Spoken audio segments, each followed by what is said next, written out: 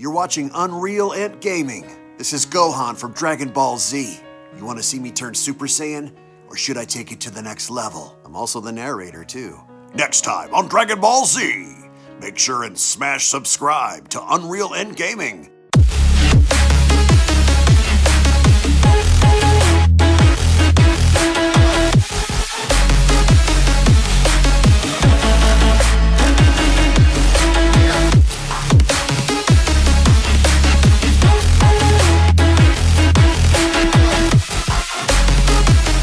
With Dragon Ball Super Manga Chapter number 57 looming over the horizon, we have additional news, information, updates, spoilers, and a summary for the upcoming manga chapter, which will be available on the channel tomorrow in English. So if you guys want to find out what happens in this upcoming manga chapter, which is going to feature a major twist involving Moro and his men, along with every single one of the Z fighters who is a part of their own battle in this manga, then I do encourage you guys to tune back onto the channel tomorrow. And if, of course, you guys are new to this channel, then I do encourage you all to hit that subscribe button and turn on all notifications by clicking on the bell icon. That way you guys can be notified whenever that video is scheduled to be posted onto the channel tomorrow, because with this upcoming manga chapter, we finally learned that at some point 7-3 and Shimoreka are going to be defeated in this manga by the hands of 17, Gohan, Piccolo, Tien, and Jocko, and this ultimately prompts Moro to finally touch down, as you guys can see on screen, to the point where Moro gets so visibly upset with his subordinates to where he ends up now entering the battle and finally having to touch down in lifting 7-3 up by the head and dangle his body in front of everyone just to let them know that he's here and he's ready for war. So as of course you guys can see on screen, elsewhere, at a certain point in time, Krillin actually ends up assisting Master Roshi because Master Roshi can't seem to get the job done against the three females by himself, but instead now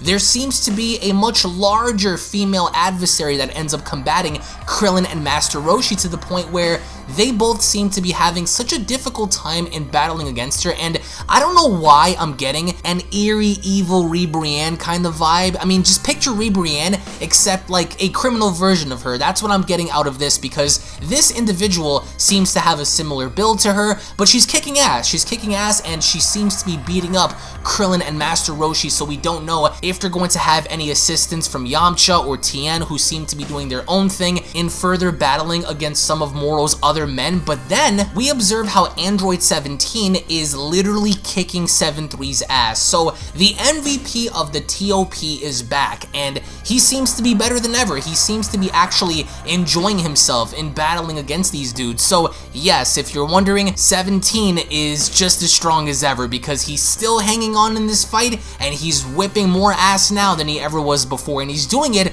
with complete and utter ease. So clearly enough, 7-3 looks like he hasn't fully regenerated, and he still seems to be battle damaged when compared to how we saw him last time. So that's very interesting in the fact that they're not allowing these guys to breathe much because they know the level of danger that they pose. So that right there is already a given. But then when we go back to Tien and Chaozu, we get to see how they are combating the Metal Man, right? The machine-like person that Moro has within his crew, and judging based on what's going on, it would appear that Tien and Chaozu are actually kicking ass and taking a fat W in this battle. So even though specific people are shown to lose, other people are shown to win. So some of the Z fighters are kind of all mixed up here because it's not like all of them are losing, but it's not like all of them are winning. So it's kind of in between because you have a certain sector of people that are winning and you have a certain sector of people that are losing. So here it would appear that Tien and Chaozu are on the winning side of things. As we go back to Master Roshi, initially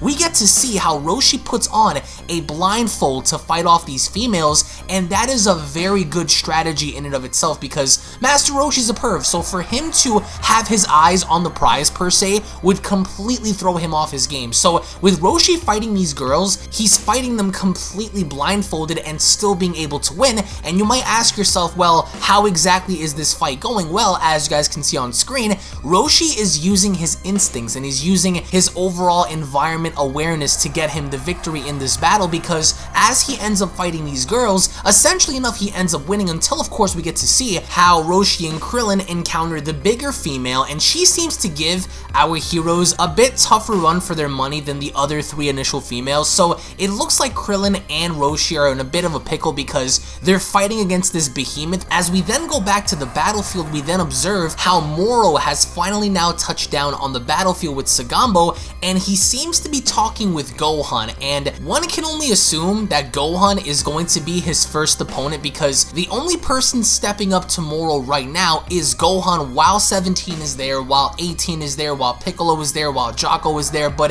the only person that seems to have anything to say in return is Gohan, so we can only expect to see that in the upcoming manga chapter for Dragon Ball Super Manga Chapter number 58, which again will be available in English on March 20th once that ends up coming out next month. But we also then go back to all of the Z fighters encountering 7-3, Shimoreka, so we get to see in this specific page here how everyone's basically doing their own thing, everyone's battling and everyone's trying to basically do what they can to survive, including the villains, because they're also battling against our heroes and they're trying to survive. So this is basically a battle for survival because everyone's fighting to survive. However, courtesy of DBS Hype over on Twitter, we also have a brief summary of what is to be expected for this manga, which again, I also encourage you guys to follow me on Twitter and Instagram. As you guys can see on screen, it only takes one click and you guys will be updated with all the coolest stuff. So here we go. Dragon Ball Super Manga Chapter number 57, entitled Everyone's Fight, and it goes as follows. Back on Dende's lookout, Bulma placed several monitors which are connected to drones to be able to follow the respective battles on Earth. Chi-Chi, however, is disappointed as Kuririn is displayed instead of Gohan, so of course, Chi-Chi wants to watch her son, but instead, she gets Krillin. Kuririn, or Krillin, used Destructo Discs against Yumba, but Moro's henchman can defend and hits Krillin on the ground. However, Krillin controls a remaining Destructo Disc towards Yumba, which the bear-looking guy, Yumba, narrowly avoids and just gets cut on the cheek. Krillin gets back up and controls more remaining Destructo Discs to Yumba. Yumba jumps and calls Krillin naive as the discs seem to hit Krillin himself. However, Krillin used the after image technique to trick his opponent, to answer Yumba's naive one that is, here, and wins by using a Kamehameha. While the Galactic Patrol take care of Yumba, Krillin hears screaming voices in the forest, which of course is Master Roshi. Roshi gets punched back and refers to the girls as strong opponents. The 3 of them come out with an angry impression, calling Roshi a quote, pervy old geezer. Krillin says that it wouldn't be an issue if Roshi would use the power he used against Jiren, which of course in the manga is referred to as Ultra Instinct. Roshi agrees, but states that he needs an empty heart to unleash that power, which again, similar to UI. He figures that his heart might be evil. Krillin can see why. Meanwhile, Tien and Chaozu are fighting the Metal Man. As normal attacks don't work, Tien questions what might be the weakness of this Metal Man. Chaozu remembers the weakness of the Metal Man should be using bad words, very similar to Vegeta from Universe 6. Chaozu uses swearing like stupid piece of junk to defeat the Metal Man. After getting praise for winning, Chaozu says that Tien is just poor at using bad words. So the winner of this fight is Chaozu by simply using bad words. Roshi is using a cloth to cover his eyes, making him able to properly fight the girls. Misa is questioning why the cloth suddenly made him stronger. Roshi says that the girls got off the quote human path and should get back to the galactic prison to quote redeem themselves instead of adding more sins on their record. Misa tells the other 2 girls to use that technique, and as they agree while watching the battle, Oolong gets worried as he tells Bulma that the 3 girls fused. So yes, we are going to see a triple fusion, and all 3 of those girls are the end result of the bigger girl that ends up coming later on.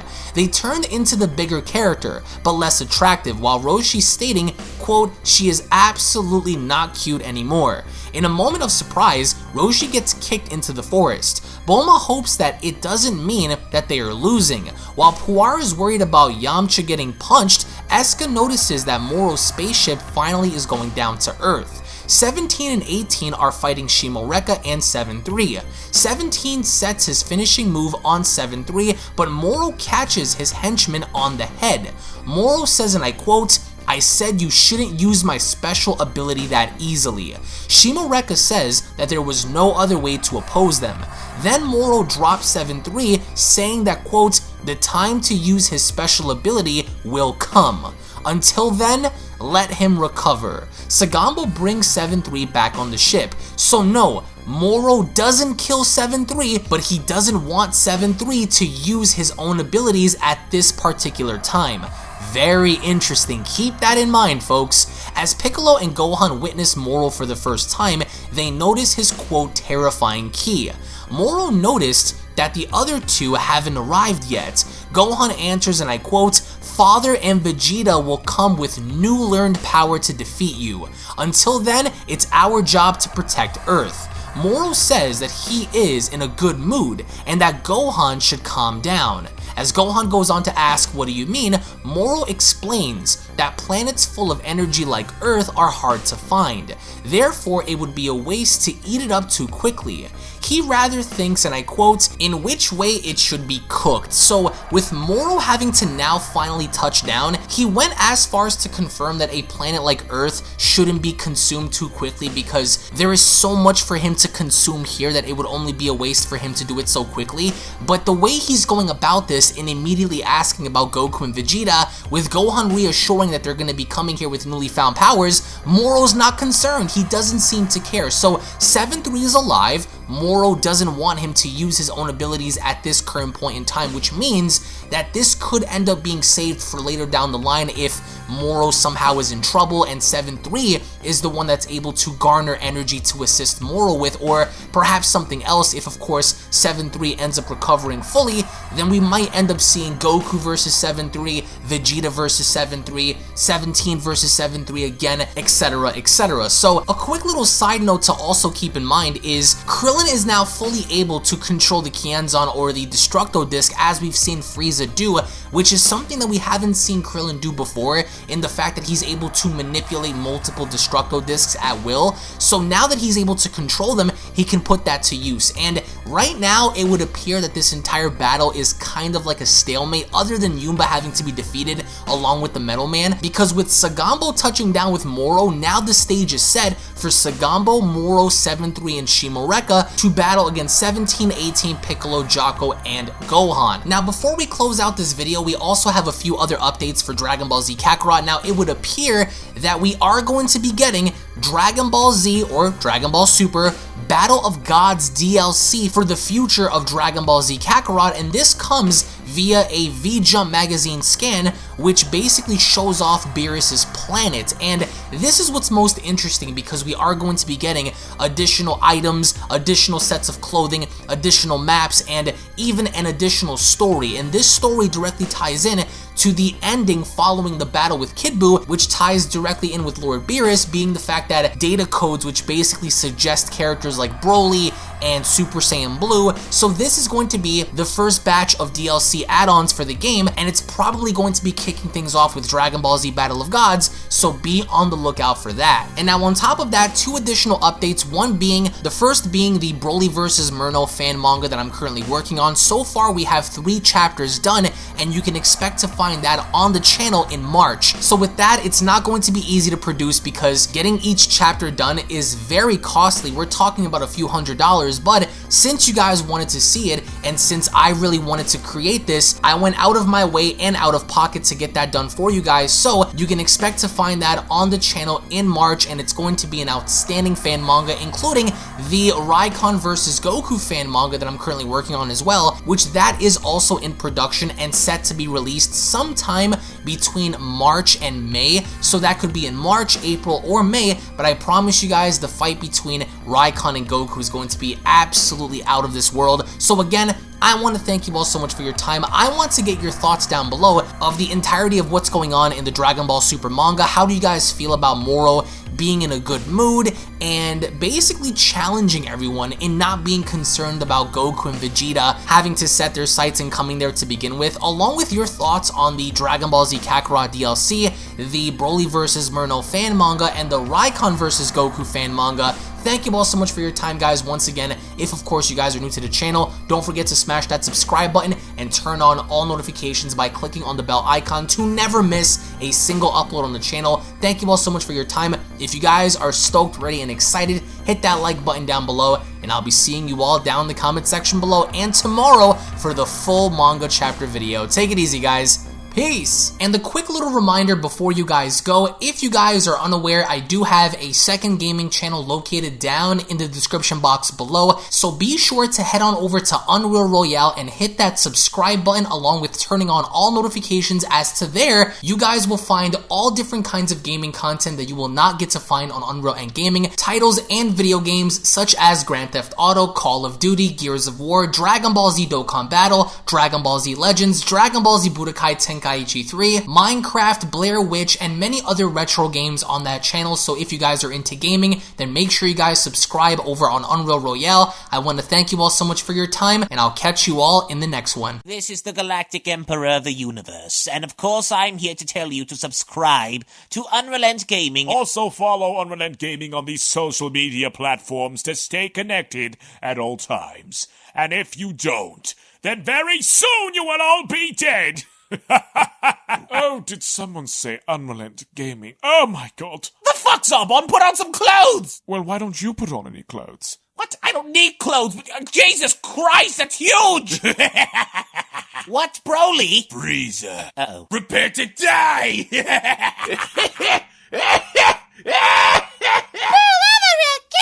But once you get video, lots of likes, or Bill will turn you into chocolate! Vados, get over here!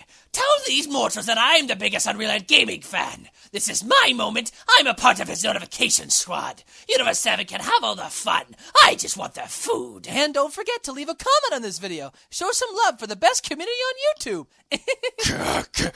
Kakarot!